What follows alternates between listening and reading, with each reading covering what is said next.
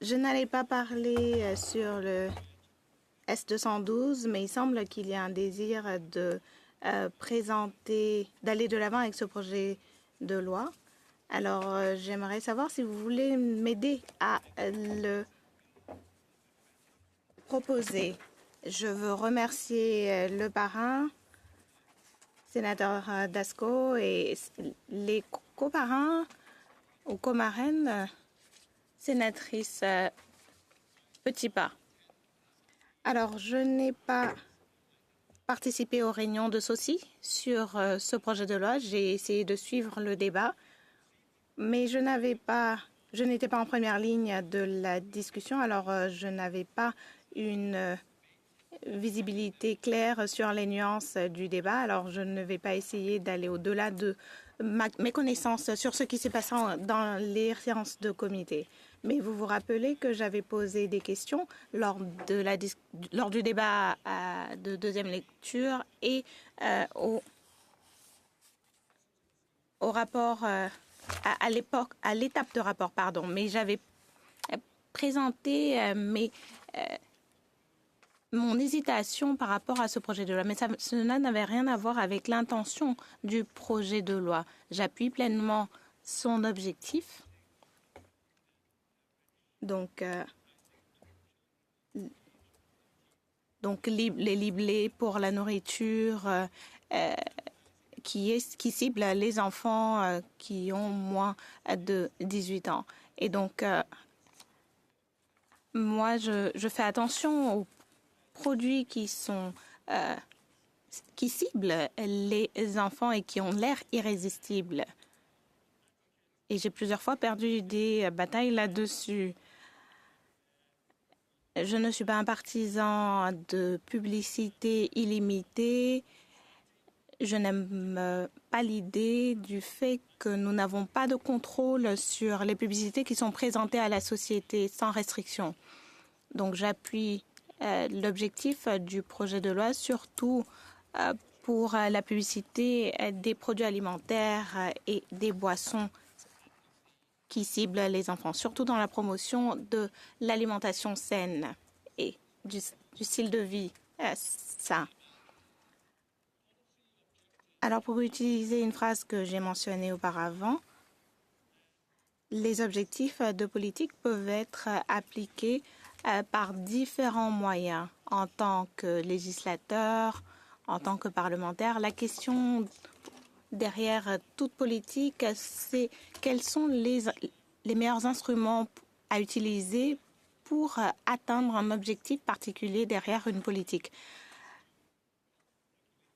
Le travail de tout régulateur, c'est de régir. Et notre travail ici, c'est de trouver des solutions. Nous établissons une règle qui empêche d'enfreindre certaines mesures et ces règles sont appliquées. Cependant, les réglementations ne sont pas gratuites et elles ne sont pas infaillibles. Et très souvent, les réglementations faillibles sont difficiles à réparer. C'est pour cela que j'aime avoir des réglementations qui sont plus légères. Ce n'est pas un concept que j'ai inventé. C'est un concept qui est déjà appliqué par l'OCDE. Nous avons le besoin ici d'être le plus inclusif possible. Et ce sont des politiques qui ont du succès. Il ne s'agit pas de réduire le fardeau sur les consommateurs, mais plutôt de trouver le meilleur moyen pour atteindre notre objectif. L'une des façons qui peut nous aider à avoir une approche réglementaire plus légère, c'est d'utiliser les normes.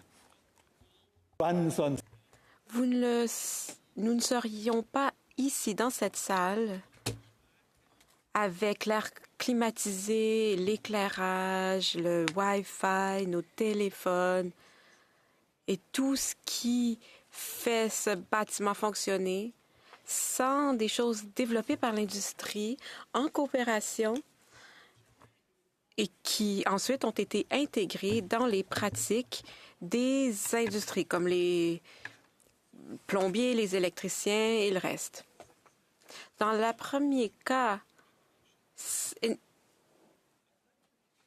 moi, j'aimerais penser que la même approche légère des normes aurait pu être appliquée pour atteindre nos objectifs, nommément de limites et d'interdire la publicité des produits alimentaires aux enfants et aux adolescents. Nous savons une chose,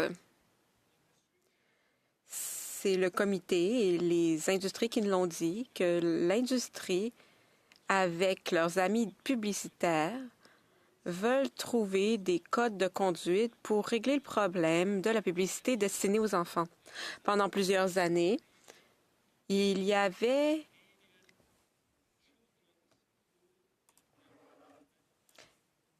une initiative de publicité sur les produits alimentaires pour les enfants. On peut dire que c'était un échec. Et je pense que le comité a vu des éléments de preuve disant que ça n'avait pas fonctionné. Ensuite, l'industrie, trop tard, a essayé de se rattraper en présentant un code de pratique plus rigoureux qui s'appelait le Code pour la publicité responsable des produits alimentaires aux enfants. Il n'est entré en vigueur que l'an dernier, en fin d'année, il me semble. Selon eux, c'est un code d'application obligatoire qui oblige les publicitaires à respecter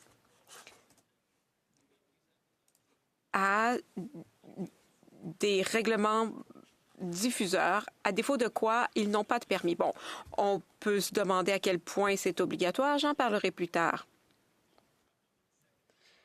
Je ne douterai pas du comité ni son jugement.